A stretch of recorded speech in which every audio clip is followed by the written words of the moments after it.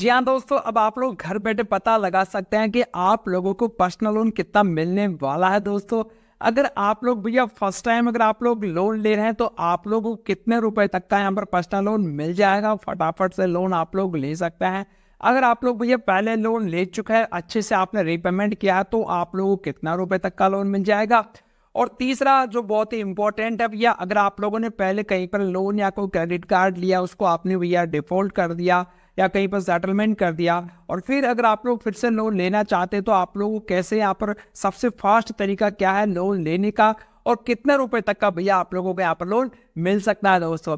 और लास्ट के अंदर बात करने वाले हैं कि अगर आप लोगों को भैया लोन का अमाउंट कम मिल रहा है तो उस अमाउंट को आप लोग ऑफिशियली तरीके से किस प्रकार से इंप्रूव कर सकते हैं, और कम इनकम के अंदर आपको भैया ज्यादा से ज्यादा लोन कैसे मिल सकता है दोस्तों, इन सभी बातों का मैं आपको डिटेल से बताने वाला हूँ। टोटली प्रैक्टिकली बताऊंगा जो हमने अप्लाई किया है यार दोस्तों। आप लोगों को सिर्फ 5 बातों का यहाँ पर मेरिट के अनुसार ध्यान रखना है, जिसके अंदर नंबर 5 के ऊपर आप लोगों का क्रेडिट स्कोर। जी हाँ दोस्तों, नंबर 5 की पोजीशन के ऊपर आता है आप लोगों का सिबिल स्कोर, क्रेडिट स्कोर।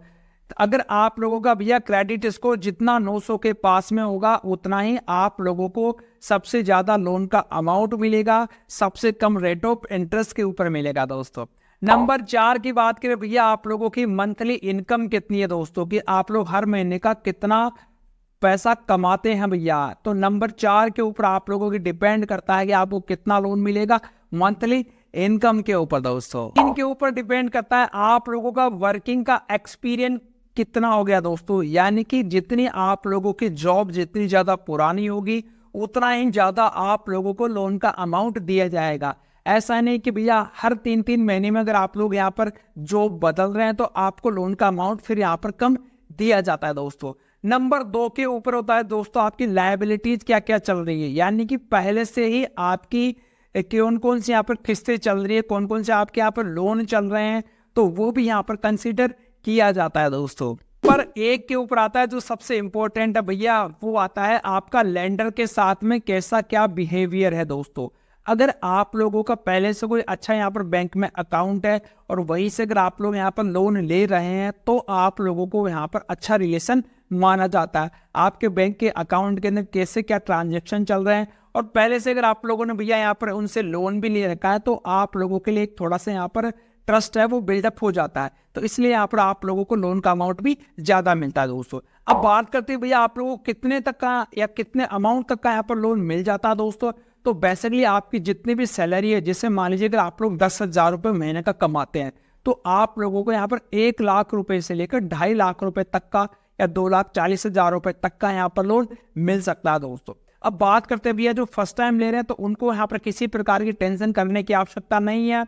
जिन्होंने पहले से लोन लिया है, उन्होंने सही से इसका रिपेमेंट किया, तो उनको तो बहुत ही बढ़िया दोस्तों, फिर उनको 2.5 लाख रुपए ही मिलने वाले हैं, कोई टेंशन की बात नहीं है, सबसे लो इंटरेस्ट के ऊपर। अगर उनका यहाँ पर ये जो 5 चीजें वो बेटर है तो दोस्तों। अब बात करते हैं भैया जिनका यहाँ पर लोन पहले से डिफॉल्ट हो चुका है, सेटलमेंट हो चुका, तो उनको अब क्या करना चाहिए दोस्तों। उनको भैया ध्यान रखना, तो उनको यहाँ पर 2 काम करने हैं। पहला तो काम करना है उनको अपना क्रेडिट स्कोर बिल्डअप करना है, ठीक है। दूसरा काम, क्रेडिट स्कोर बिल्डअप करने के लिए भैया उनकी रिपेमेंट हिस्ट्री जो खराब हो चुकी है, उस रिपेमेंट के परसेंटेज रेशियो को उनको बढ़ाना पड़ेगा, जो बढ़ेगा नए लोन या नए क्रेडिट कार्ड के द्वारा।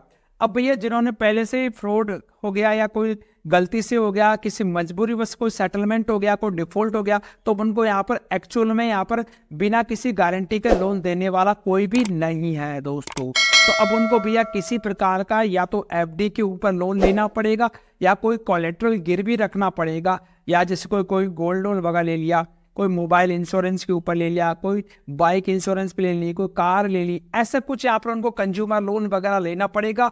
उसको टाइम टू टाइम यहाँ पर रिपेमेंट करना पड़ेगा। और भैया 4-6 महीने 12 महीने तक भी आपको यहाँ पर टाइम लग सकता है अपने सब कुछ प्रोफाइल को सही करने में दोस्तों। और एक बार अगर आपको अनसिक्योर लोन मिल गया किसी बैंक के द्वारा, फिर आप लोगों के लिए भैया लोन की लाइनें ही लग जाएगी दोस्तों यार। तो ये एक तरीका होता है भैया ये पता करने का कि आप लोगों को कितना लोन का अमाउंट मिल सकता है दोस्तों।